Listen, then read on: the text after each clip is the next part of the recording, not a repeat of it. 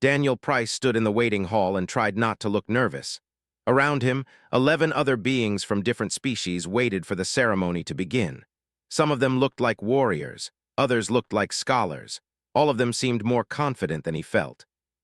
The hall was beautiful in a way that made Daniel feel small. The walls were made of polished stone that gleamed in the light. Banners hung from the ceiling, each one showing the symbol of the people.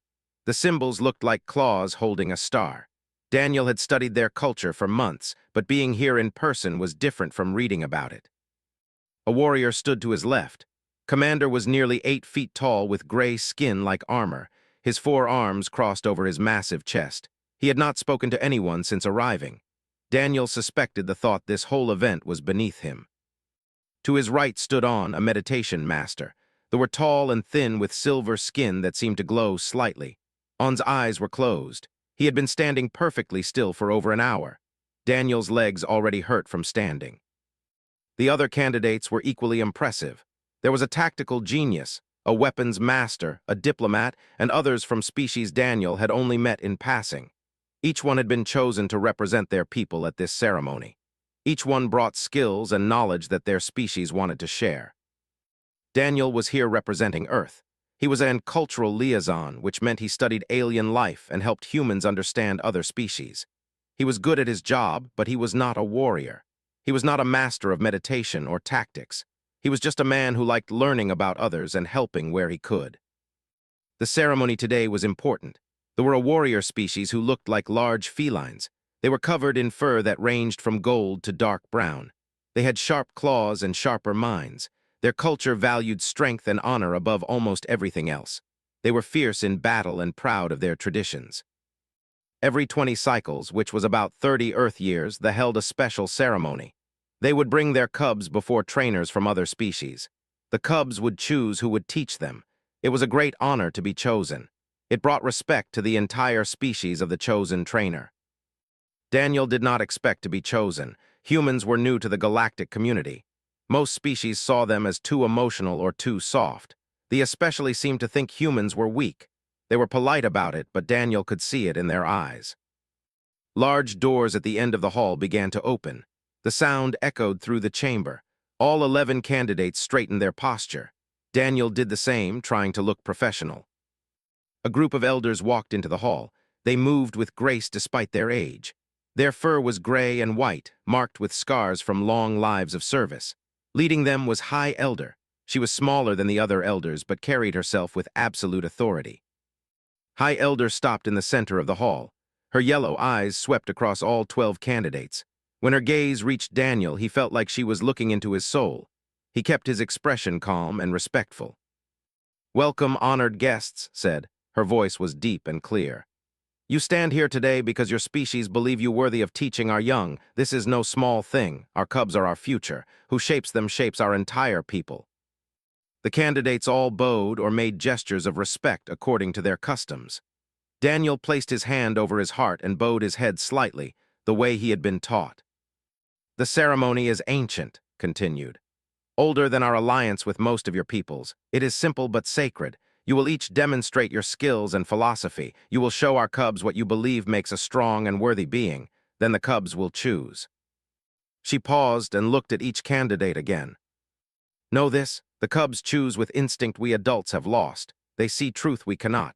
If they choose you, honor that choice. If they do not, honor that as well. There is no shame in not being chosen. The shame is only in being unworthy of the honor." The first demonstration would be Commander. The stepped forward with heavy footsteps. He began showing combat moves that were brutal and efficient. His 4 arms moved in patterns that would destroy any opponent. He spoke of discipline through pain and strength through conquest. The elders watched with appreciation. This was a language they understood. Next came On. The master demonstrated mental exercises. He made a small stone float in the air using only his mind. He spoke of control and focus, of mastering yourself before mastering others. The elders nodded with respect. One by one, the other candidates showed their abilities. The created tactical simulations using advanced technology. The displayed weapons from a dozen worlds. The spoke of diplomatic victories and alliance building. Each demonstration was impressive in its own way. Daniel's turn came last. He stepped forward and felt every eye in the room on him. He had no weapons to display. He could not make things float with his mind. He was not 8 feet tall or covered in natural armor. He simply began to speak.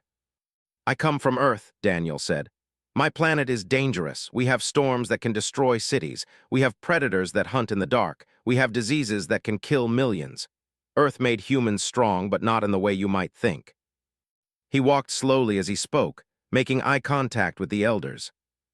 "We survived not because we had the biggest claws or the strongest bodies. We survived because we learned to protect each other.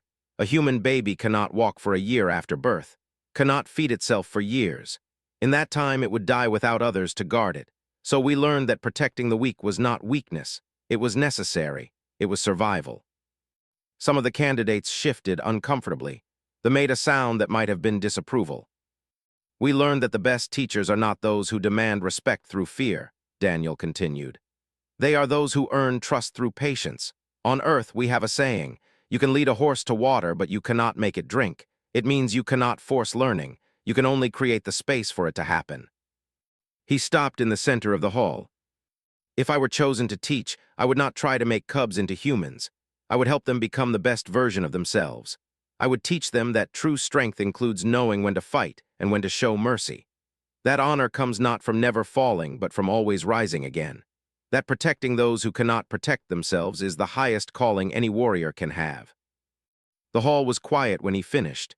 Daniel could not tell if that was good or bad. High Elder's expression gave nothing away. Commander looked disgusted. On had opened his eyes and seemed thoughtful. The small female cub walked slowly past the first candidate. Her name was, though Daniel did not know that yet. She had golden fur with small spots of white on her chest. Her ears twitched as she moved, taking in every sound. She passed Commander without stopping. The massive warrior looked down at her, but she kept walking. She passed on, who opened his eyes and smiled gently. Still she continued. Daniel watched her approach. His mouth felt dry. She was so small, barely reaching his knee. Her yellow eyes looked up at him, studying his face. Then, without hesitation, she sat down at his feet. She looked up at him with complete trust. The hall remained silent. High Elder nodded slowly. One cub choosing the human was unusual but not unprecedented. Perhaps this particular cub simply had strange preferences. "Release the second cub," commanded. Another young entered. This one was male with dark brown fur. His name was, he was slightly larger than and walked with more confidence. He looked at each candidate carefully as he passed them. Daniel expected to choose differently. Perhaps the warrior or the master, but walked past them all. When he reached Daniel, he sat down next to. He even leaned slightly against Daniel's leg. A murmur went through the elders. 2 cubs choosing the same trainer was rare. 2 choosing the human was shocking, but the ceremony continued. The 3rd cub was released, then the 4th, then the 5th. Every single one walked past all the other candidates and sat at Daniel's feet. By the 8th cub, the other candidates were no longer hiding their confusion. Commander's face showed clear displeasure. On looked fascinated but puzzled. The other trainers whispered to each other, trying to understand what was happening. By the 12th cub, the elders were speaking in urgent, hushed tones. This had never happened before. Not in the thousands of cycles they had held this ceremony. Never had every cub chosen the same trainer. Never had they all chosen someone from such a young species. Daniel stood very still, surrounded by cubs. They sat in a circle around him, some leaning against his legs, others simply sitting close. He was afraid to move. He was afraid to breathe too loudly. What was happening? Had he done something wrong? The 13th and 14th cubs joined the others without hesitation. Finally, the 15th cub, a confident young male, was brought in. He looked at all the candidates with careful eyes. Then he too walked straight to Daniel and sat down. All 15 cubs had chosen the human. High Elder stood and walked closer. Her expression was difficult to read. Daniel could not tell if she was angry or amazed or something else entirely. "This is unprecedented," she said quietly. Then louder, addressing everyone, "This has never occurred in our history. Never has a single trainer been chosen by all cubs." Commander stepped forward. His 4 arms gestured sharply. "There must be an explanation. The human has done something. Perhaps he used chemicals that attract young ones, perhaps some form of mental influence." Other candidates murmured agreement. The tactical genius suggested technological interference. The weapons master demanded the human be examined for deceptive devices. Daniel felt panic rising in his chest. "I did nothing improper," he said, keeping his voice level. "I simply spoke my truth. I have no technology that could influence minds, no chemicals. I am as confused as everyone else." High Elder raised her hand for silence. "These are serious accusations, but before we investigate the trainer, let us ask the cubs themselves." She knelt down, bringing herself to eye level with the small. "Cubs, this is most unusual. We must understand. Why did you all choose the human? What did you sense in him?" The first cub who had chosen Daniel spoke up. Her voice was small but clear. "The others smelled wrong, honored elder." Seers perked forward. "Wrong, how so?" "They smelled like pride," said. The other cubs nodded agreement. "They showed us their strength like they wanted us to be impressed, like they needed us to choose them. The big one with 4 arms smelled like he expected to win. The glowing one smelled like he thought he was better than others."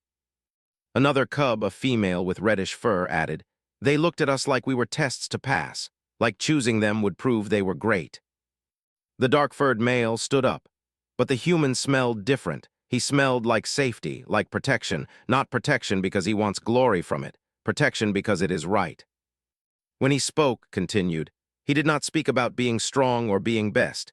He spoke about protecting those who are weak, about helping others grow. His eyes were kind, not weak kind, strong kind. A smaller cub with gray fur added quietly, "He looked at us the way my mother looks at me, like he already cared about us before even meeting us, like we mattered to him not because we would make him important, but just because we exist." The hall was completely silent now. The other candidates had stopped protesting. Even Commander looked uncertain. High Elder stood slowly. She looked at Daniel with new eyes. "The cubs speak truly. Their instincts are pure, uncorrupted by the complications we adults carry. They have seen something we failed to notice." She turned to the other candidates. "You are all skilled, you are all worthy, but you came here to prove yourselves. The human came here to offer help. That is the difference." One of the other elders, a male named, stepped forward. He did not look pleased.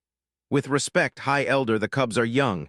They may be drawn to softness because they are still cubs, but they must grow into a harsh galaxy. They need strength, not gentleness." "Did I not teach strength?" Daniel asked. He was surprised by his own boldness, but he had to speak. "I spoke of protecting others, of rising when you fall, of mercy as a choice made from strength, not weakness. These are not soft things." Growled low in his throat, "You speak like a human, need teachings." "The cubs disagree," High Elder said firmly. "And in this matter their wisdom exceeds ours. The ceremony has spoken, the choice is made." She addressed all the candidates. "We thank you for coming. We honor your skills and your peoples, but the selection is complete. Captain Daniel Price of Earth is chosen as trainer to all 15 cubs." The other candidates bowed or made their gestures of respect. Most looked disappointed but accepted the decision gracefully. Commander left without a word, his footsteps heavy with displeasure. On approached Daniel and placed a hand on his shoulder. "Congratulations," the master said. "I believe the cubs have chosen well. May your teaching bring light." As the other candidates filed out, High Elder approached Daniel. The cubs remained at his feet, unwilling to leave his side. "Do you understand what has been given to you?" she asked. Daniel looked down at the 15 pairs of eyes watching him. They trusted him completely. They had chosen him over warriors and masters and geniuses. The weight of that responsibility hit him like a physical force. "I think I do," he said quietly, "and I am terrified." His expression softened slightly. "Good. Fear means you understand the importance. These cubs are not just individuals. They represent our future. How you shape them will affect our entire people for generations." "I will not fail them," Daniel said. He meant it with every part of himself. "You have 3 days to prepare," told him. "On the 3rd day, there will be a bonding ceremony. You will formally accept responsibility for their growth and learning. Until then, spend time with them. Learn who they are. Begin to understand what they need." She looked at the cubs clustered around Daniel. "You have 8 cycles. In that time, you must help them become worthy adults. Teach them wisdom. Teach them strength. Teach them honor. But most of all, teach them to be true to themselves." As in the other elders left, Daniel sat down on the floor. The cubs immediately crowded closer, their small bodies warm against him. They purred, a sound that vibrated through their chests. It was a sound of contentment and trust. Rested her head on his knee. "Will you really teach us?" she asked. "Yes," Daniel promised. "I will teach you everything I know, and I will learn from you as well."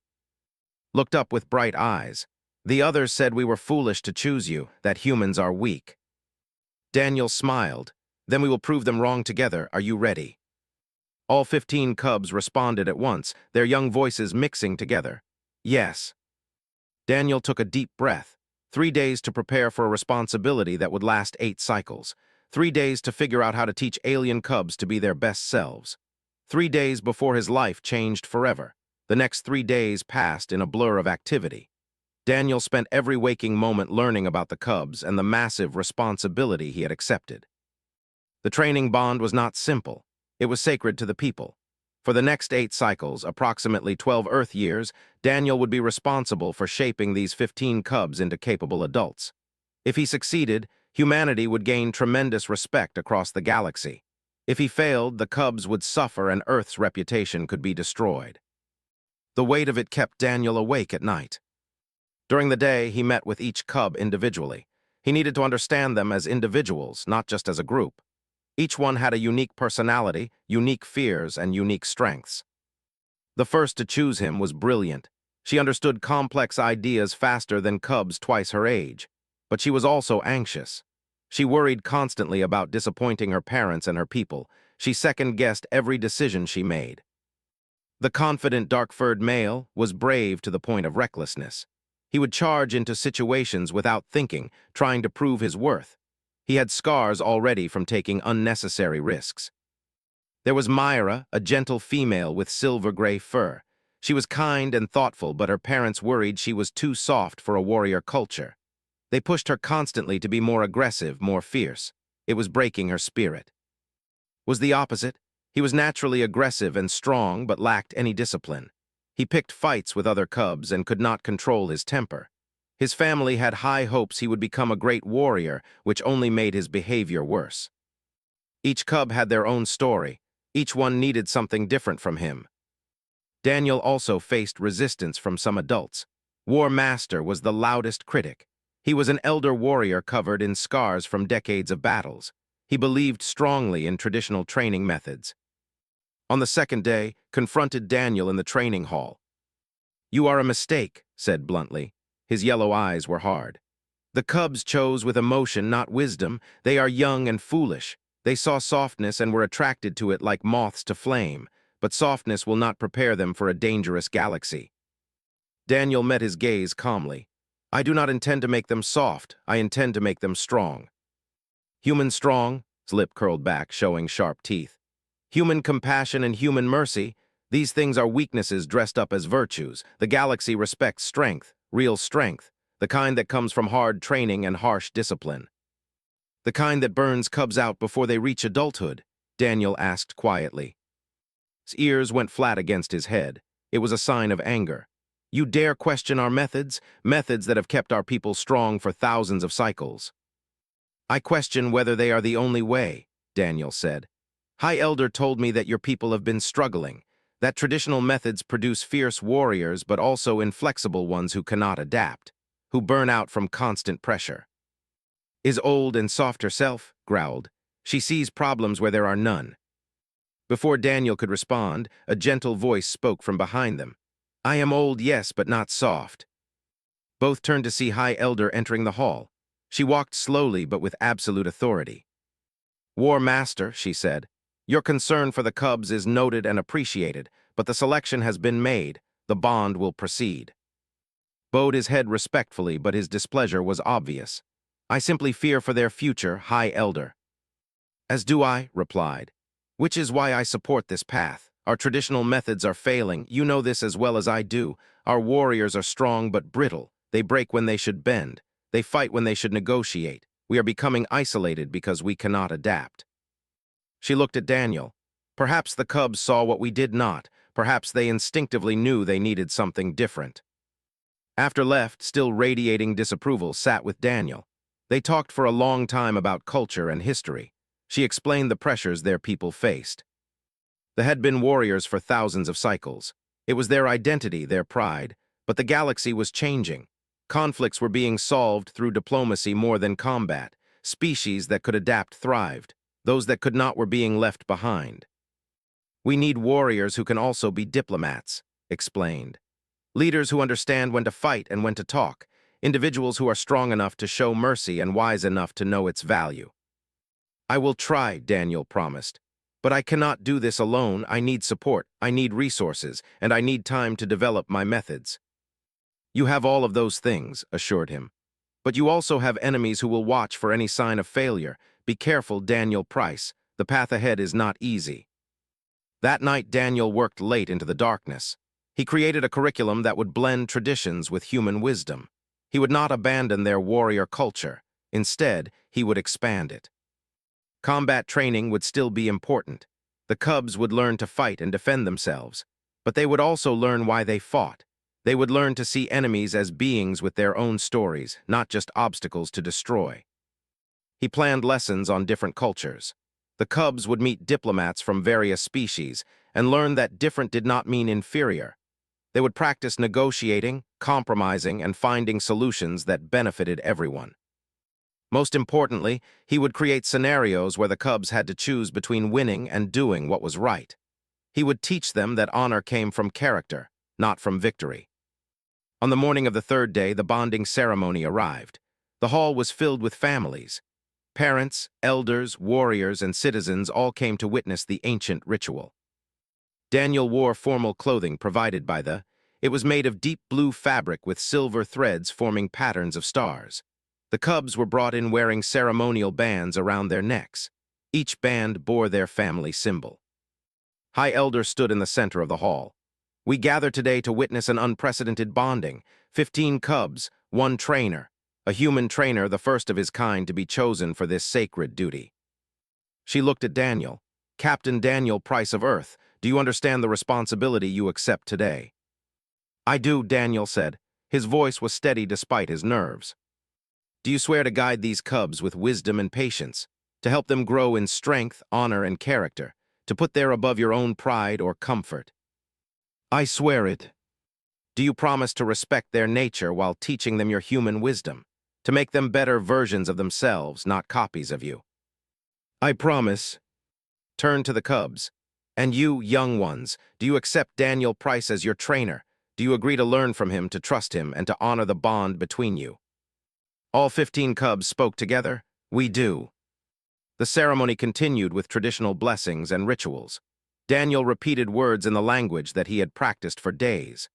The cubs came forward one by one to place their small hands in his, a gesture of trust and commitment. When it was turned, she looked up at him with those trusting yellow eyes. I am glad I chose you, she whispered. I am glad too, Daniel whispered back. I will not let you down. As the ceremony concluded, Daniel made a speech to the gathered families. He spoke from his heart. I know many of you have doubts. I am not. I do not have claws or fangs or a warrior's body. But I have something else. I have the experience of a species that survived by protecting each other, by teaching our young not just how to fight, but why to fight, by understanding that the greatest strength is choosing to be gentle when you could be harsh. He looked at each family. I will not change your cubs into humans. I will help them become the best they can be. I will teach them honor that comes from within, not from others' approval. Strength that includes compassion. Courage that knows when to stand down is as important as knowing when to stand up. He paused, then continued. I make you this promise. In 8 cycles, when these cubs become adults, they will be strong. They will be capable. They will be worthy of your pride. But they will also be wise, kind, and able to adapt to whatever challenges the galaxy brings. This I swear on my honor as a human and as their chosen trainer. Some families looked convinced, others remained skeptical, but all applauded respectfully when he finished. After the ceremony, as families left and cubs went home for their last night before training began, approached Daniel one more time. Are you scared? She asked. Daniel knelt down to her level. Yes, very scared. This is the most important thing I have ever done. But you will do it anyway. Yes, because you chose me, because you trusted me. I will not betray that trust. Purred softly and pressed her forehead against his hand. It was a gesture of affection among her people. We will work hard for you. We will make you proud. You already have, Daniel said truthfully. 6 months passed like a river flowing steadily forward. Daniel's training methods proved unusual but effective in ways that surprised even him. Each morning began with physical training. The cubs learned combat skills, but not the way War Master would have taught them. Instead of individual competition, Daniel designed games that required teamwork. The cubs had to work together to achieve goals, learning that cooperation made them stronger than fighting alone. The reckless brave one learned to think before charging forward. His natural courage became calculated bravery. The aggressive cub who could not control his temper discovered that discipline made him more dangerous, not less. He began winning matches not through pure aggression but through controlled power. Myra, the gentle cub whose parents worried she was too soft, flourished. Daniel taught her that compassion was not weakness. She became the best at reading situations and finding peaceful solutions. But she also learned to fight when necessary, and her strikes were precise and effective because they came from clear purpose, not blind aggression. Anxiety began to fade as she learned that mistakes were part of growth, not signs of failure. She stopped second-guessing herself constantly and began trusting her brilliant mind. Daniel brought in diplomats from various species. The cubs met philosophers, strategists, traders, and others. They learned that each culture had valuable wisdom. Different was not wrong, it was just different. The cubs practiced negotiation and compromise. They learned to see problems from multiple angles. They discovered that winning an argument was less important than finding solutions that worked for everyone. But the most important lessons came from the moral scenarios Daniel created. He would present situations where the cubs had to choose between what was easy and what was right, between winning and acting with honor, between following orders and following their conscience. In one exercise, the cubs were told to guard a supply depot. Daniel played the role of a desperate refugee who needed medical supplies inside. The easy choice was to follow orders and refuse entry. The right choice was to recognize that rules should serve life, not replace it. Was the first to let the refugee in. She explained that the supplies existed to save lives, so denying them went against their purpose. The other cubs agreed, learning to think beyond simple obedience. The cubs were thriving. Their families noticed the changes. They were more confident but also more thoughtful. They could fight well but chose their battles carefully. They showed the fierce pride of their people while also demonstrating wisdom beyond their years. But not everyone was pleased. War Master's criticism grew louder. He gathered other traditional warriors and spoke against Daniel's methods. He claimed the cubs were being made soft, that human ideas were corrupting pure values. Some families began to waver in their support. They heard warnings and worried. Were their cubs really being prepared for the harsh galaxy, or were they being made too gentle to survive? The situation reached a breaking point when a crisis occurred. A merchant ship was attacked by pirates near space. The ship carried not just cargo but refugees from 3 different species, including children. The ship was damaged badly and drifting without power. A distress signal reached the defense force. The defense force commander faced a difficult choice. The pirates were retreating toward their base in a nearby asteroid field. If they pursued immediately, they could catch the pirate fleet and destroy it. This would send a strong message and prevent future attacks. However, pursuing the pirates meant the refugee ship would have to wait for a secondary rescue team. The ship was losing life support. Every minute mattered. War Master argued strongly for pursuing the pirates. Strike now and we prevent 100 future attacks. The refugees can wait. A few lives now versus many lives later. The choice is clear. The commander was uncertain. Both arguments had merit. It was a tactical decision with no perfect answer. Daniel's cubs were observing the discussion as part of their education. They watched the adults debate. Daniel had taught them to think critically, to speak their minds respectfully when they saw injustice. Stood up, her voice was small but steady. The refugees should be saved first. Turned to her with irritation. This is adult business, cub. You do not understand the larger picture. I understand that children are dying, said. I understand that they need help now, not later. Stood beside her. My trainer taught me that true strength is protecting those who cannot protect themselves. The pirates can run. They will attack again, yes, but the refugees cannot run. They can only die. Myra added her voice. If we let them die to chase glory, we are not warriors. We are just bullies who pick easy victories over hard choices. Other cubs stood one by one. They spoke with the conviction Daniel had taught them.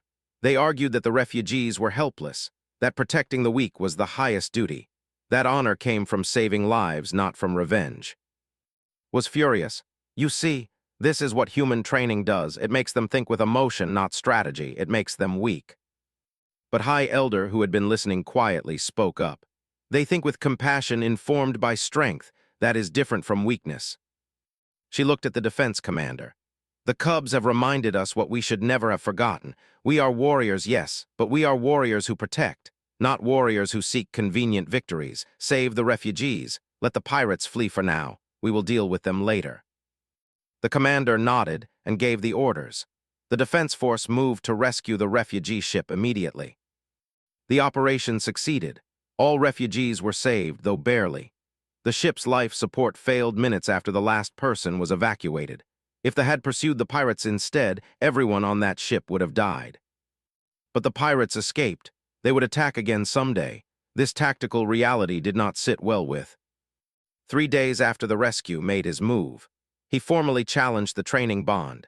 It was his right under law. If he believed the Cubs were being trained improperly, he could demand an assessment.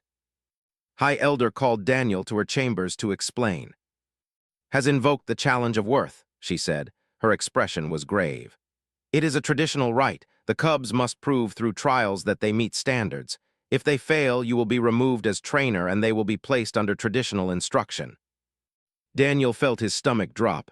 What kind of trials? Combat assessments first. They will face challenges appropriate to their age and training level, then tactical problems to test their thinking. Finally, a complex scenario that tests everything together. And if they fail? Then was right. Your methods are insufficient. The Cubs will suffer for it. And humanity will have failed its first major test as a trainer species. Daniel sat down heavily. When? 1 week, that is how much time you have to prepare them. That evening, Daniel gathered the Cubs and explained the situation. They listened with serious faces. I will not lie to you, Daniel said. This is my fault. My methods challenged tradition too much, too fast. Now you must prove yourselves or suffer the consequences. It is not your fault, said firmly. You taught us truth. If others cannot accept truth, that is their failure, not yours. But we will prove ourselves anyway, added with fierce determination. We will show them that your way works. The other Cubs agreed. They were not afraid, they were ready. The next week was intense. Daniel pushed the Cubs harder than ever before, but not in the way would have. He did not break them down. He built them up. He reminded them of everything they had learned and helped them trust in their own abilities. He taught them that the trials would test not just their skills but their character, that how they won mattered as much as winning itself. On the day of the assessment, the hall was packed with citizens. Everyone wanted to see if the humans' methods would fail. War Master stood at the front, looking confident. The Cubs entered wearing training gear, looking small but determined. The first trials were individual combat assessments. Each Cub faced opponents matched to their skill level. They fought well, showing the techniques Daniel had taught them. But by pure combat standards, they were not exceptional.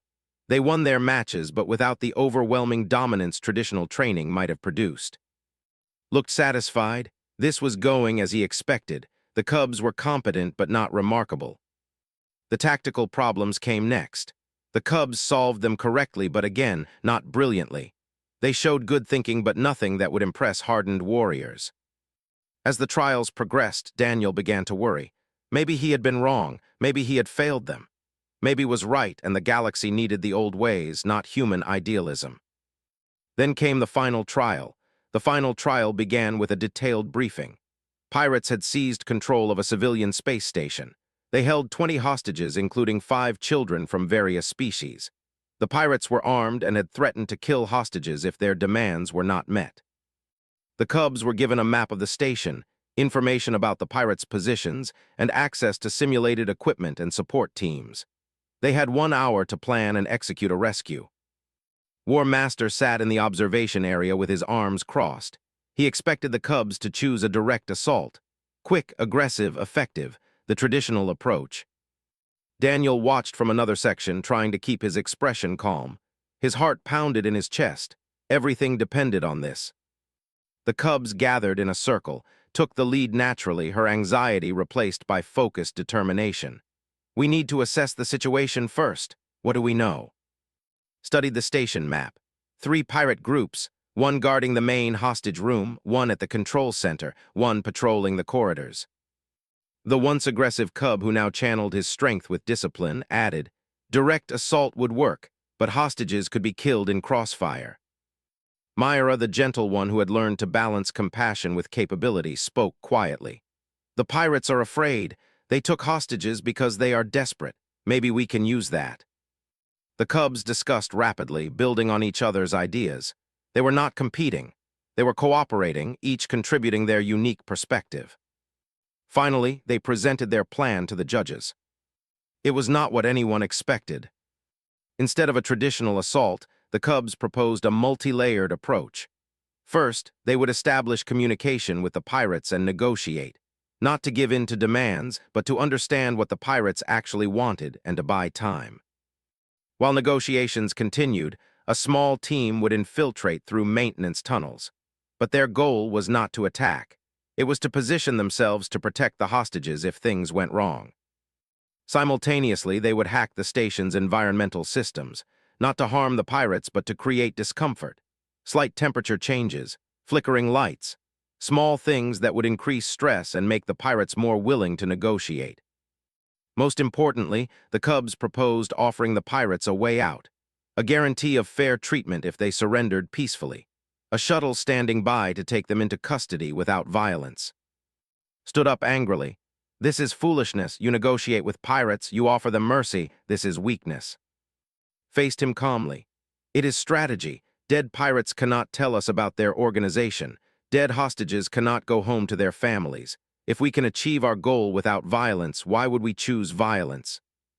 "Because you are warriors," growled. "We are protectors," corrected.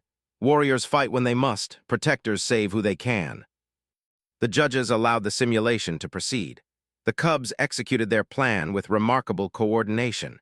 Each one knew their role and performed it flawlessly. The negotiation team, led by Myra, spoke to the pirates with calm authority. They acknowledged the pirates' desperation without condoning their actions. They made it clear that violence would not be tolerated, but surrender would be met with fairness. The infiltration team, led by, moved through the maintenance tunnels silently. They positioned themselves near the hostage room but did not attack. They simply waited, ready to protect if needed. The technical team, led by, carefully manipulated the station systems. The pirates grew increasingly uncomfortable as their environment became unpredictable, but no one was harmed. After 20 minutes of negotiations, cracks appeared in the pirates' unity. Some wanted to fight, others wanted to surrender. The cubs sensed this division and focused their negotiations on the ones who seemed most reasonable. Finally, one pirate broke. He was young and scared. He agreed to surrender if given fair treatment. The cubs immediately guaranteed his safety and sent a shuttle as promised. Seeing this, 2 more pirates surrendered, then 3 more. The momentum shifted. Within 40 minutes, 12 of the 15 pirates had surrendered peacefully. Only 3 remained, holding the children hostage and refusing to give up. Now the cubs showed why Daniel's training in both compassion and combat mattered. His team moved swiftly through the maintenance tunnels. They entered the hostage room from an unexpected angle, but instead of attacking immediately, used a non-lethal shock device to disable 2 pirates while they were distracted. The 3rd pirate grabbed a child, using them as a shield. It was the moment Daniel had feared, the moment where everything could go wrong. But Myra stepped forward, hands raised peacefully. She spoke to the pirate calmly. "You are surrounded. Your companions have surrendered. This is over, but you can still choose how it ends. You can hurt this child and die, or you can let them go and live. Choose life. Choose mercy. It is not weakness to stop fighting when the fight is lost." The pirate was young, barely older than the cubs themselves. His hands shook. He was terrified and cornered, but Myra's words reached him. She was not threatening. She was offering hope. Slowly, the pirate lowered his weapon. He released the child. He surrendered. All hostages were freed without a single injury. 14 of 15 pirates were captured alive to provide intelligence about their organization. The mission was a complete success. The hall erupted in discussion. Some cheered, others argued, but everyone was stunned. War Master stood slowly. For a long moment he said nothing. Then he approached the cubs. "You did not fight," he said. His voice was hard to read. "We did not need to fight," replied. "We achieved the goal with minimal risk to hostages and minimal loss of life. Is that not better?" "It is different," admitted. He looked at Daniel. "Your methods are not what I would choose, but I cannot deny the results. The cubs succeeded." He turned to High Elder. "I withdraw my challenge. The training bond stands." The hall went silent. The strongest voice against Daniel's methods had conceded. It was a moment that would change society forever. High Elder stood and addressed everyone. "Today we witness something remarkable. Not just success in a trial, but a new understanding of what strength means. These cubs showed us that compassion and capability are not opposites. They are complements." She looked at Daniel with respect. "Captain Price, you will continue as trainer. But more than that, we ask permission to study your methods, to integrate what works into our broader education system. You have shown us a path we did not know existed." Daniel felt overwhelmed with relief and pride. "The cubs did this, not me. I only gave them tools. They chose how to use them." The ceremony ended with celebration. Families surrounded their cubs, proud and amazed. The cubs had proven themselves beyond any doubt. But Daniel knew this was just the beginning. He still had over 7 cycles of training ahead, still had to guide these 15 remarkable beings to adulthood. Months turned into cycles. The cubs grew in skill and wisdom. Other trainers began observing Daniel's methods and adapting them. Slowly, carefully, the entire culture began to shift. The cubs became known throughout space, not as the cubs trained by a human, but as the next generation of leaders. They were fierce when needed, but wise enough to avoid unnecessary conflict. They could fight brilliantly, but chose peace when possible. Eventually, after 8 full cycles of training, the cubs were no longer cubs.